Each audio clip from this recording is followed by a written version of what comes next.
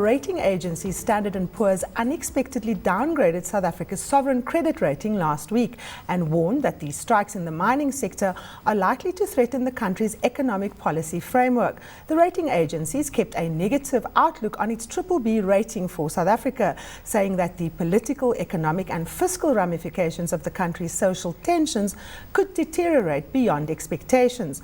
Earlier, I spoke to South Africa's Finance Minister Pravin Gordhan and asked him what he made of the decision. I think that they are reading a bit too much into events in South Africa. Clearly, the last few weeks haven't been very easy to deal with for business and labor and government in South Africa. But on the contrary, there's no evidence at this point in time, as the Treasury statement indicates, that our fiscal situation is going to dramatically deteriorate as a result of what we see. In fact, on the 10th of October, Cabinet approved the proposed framework, which we will announce on the 25th of October. And secondly, we believe that we have a fiscal plan that's, as we say in the statement, realistic and achievable. And thirdly, much more importantly, we have now a fairly long and well-established record of very careful and sustainable fiscal management in South Africa. So whilst some of their concerns might well be thought about, whether they actually are real is questionable. Now, one of the economists quoted, an ABSA capital economist, was saying that the Standard & Poor decision is likely to have very negative effects for local markets. Do you share that outlook from ABSA? No, not quite. I think sometimes we all become too gloomy for our own sake, and downgrades are not nice things to have. But as the ratings agencies themselves have been telling us, we are still an investment-grade country. Yes, on the margin, if we don't do the right things, borrowing costs would increase not only for the government, but for other entities, including business entities in South Africa, because they're connected to the sovereign. But I believe that if we get our ducks in a row, if we handle our immediate crises well, and if we develop proper long-term plans for where we want to take this country, both in terms of economic growth and in terms of fiscal management, we can climb back to a proper space. But Minister, isn't the decision by Standard & Poor's perhaps a comment on what they believe is a lack of leadership from the side of the executive to deal with South Africa's ongoing, labor unrest, particularly in the mining sector, and given the fact that violence has characterized, this particular dispute, and in light of the fact that we are potentially likely to see certain policy adjustments given the ruling party's elective conference in December, is it perhaps not a comment on the fact that the executive had waited a little bit too late to take action or to send messages that they are in fact in charge of the situation? Well, let me take the first point. The executive is not the only actor on the scene in South Africa. And so, whilst I understand that many believe that only one person is responsible for providing leadership in this country, and that's the president, I'm afraid life doesn't quite operate that way. Secondly, the executive was very involved in trying to respond immediately by setting up a commission of inquiry into the rather regrettable events on the 16th of August, when a number of people lost their lives. Thirdly, the executive was involved in making sure that the police acted after a period of mourning was allowed to ensure that people who carried arms and so on were disarmed, and that more peaceful forms of protest, certainly from the mining sector, was to be allowed. Thirdly, the executive was involved in bringing together the mining bosses, the trade unions, and government itself in order to take a holistic approach to this challenge, meaning how do we deal with the migrant labor system? How do we deal with the immediate wage demands? How do we ensure that the platinum sector, which was not part of any collective bargaining approach, entered that?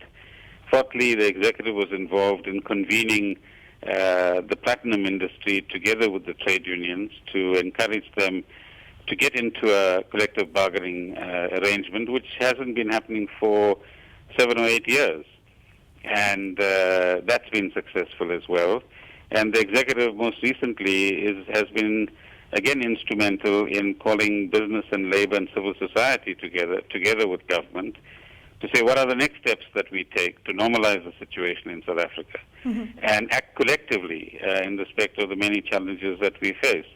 So I think on a number of counts, we do have action taking place, but leadership needs to come from all quarters. And ultimately, this is a very complex and multidimensional set of issues that we are dealing with, which requires boldness, imagination, and generosity on the part of leaders in trade unions, in businesses, and in government as well, and broader society. And I think we're beginning to get there. On the second question about whether this will have policy implications, politically speaking, I think that we have a framework in the National Development Plan and other plans that government has to embrace many of the issues that we are now confronted with and have a reasonably stable and forward-looking policy approach post the ANC conference. And we've got a few more weeks to wait so that we can get to that place. Now, Minister, you, of course, expected to deliver that medium-term expenditure framework statement on the 25th of October. Given the fact that this is the second rating agency that has downgraded us, and considering the fact that your news in where you were at the IMF wasn't favorable, what are we likely to expect? Are we going to be looking at downward trends in terms of growth forecasts? Well, I think many of us have been saying, as has been the private sector economists for some time, that the global situation hasn't been helping us, and nor have the recent events been helping us in that regard. And that we've been saying more than likely the 2.7% that we talked about in February this year might be optimistic in the context of more recent developments both within the country and outside the country.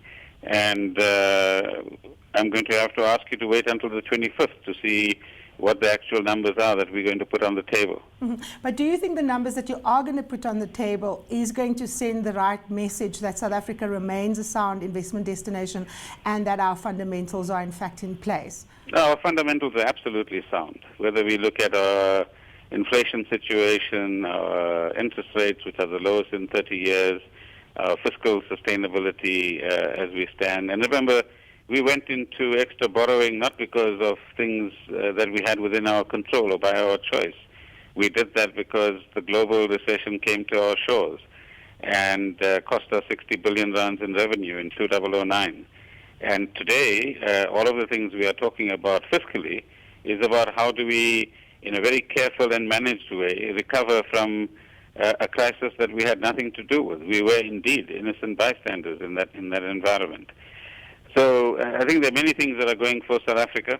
Those who take a longer-term view of investment and opportunities know that South Africa is a good place to be in and an important connecting point with the rest of the continent as well. And that from time to time in every country we're going to have situations that might set us back a little, and we'll have to deal with those as they come up. Minister, final question. This morning on a national radio station, you spoke about the fact that given our inequalities in South Africa, that South Africa's middle classes across different groups will have to accept that they will have to share, that we will have to make adjustments if we are to address the inequalities that are in our society. What exactly did you mean by that? The bottom line is, I think the president of Brazil put it well a few weeks ago. Brazil wants to be a middle-class country, and so does South Africa, meaning that all 50 million people should be within one or other rank of the middle class, meaning having a decent income, having a decent access to economic opportunities, and being able to live in a decent environment. And that's the goal that I hope most South Africans would share for all South Africans. The second point is that it's well proven now that inequalities, both income inequalities and social inequalities, are destabilizing, both for economic growth but also societally as well. And thirdly, what we are saying is that middle-class South Africans need to be more aware of their context and get into if you like, a mode where all of us ask ourselves, what is it that I can contribute? Not only what I can get, but what is it that I can contribute so that we can create this middle-class society for all of us at a quicker pace than we're doing now? And what are some of the commitments and sacrifices we will have to make in order to get there? Now, so we're not saying that everybody now must suddenly become poor. What we are saying is that we need a vision where we understand that all 50 million people need to be in a different place, economically speaking, and enjoy a much better standard of living.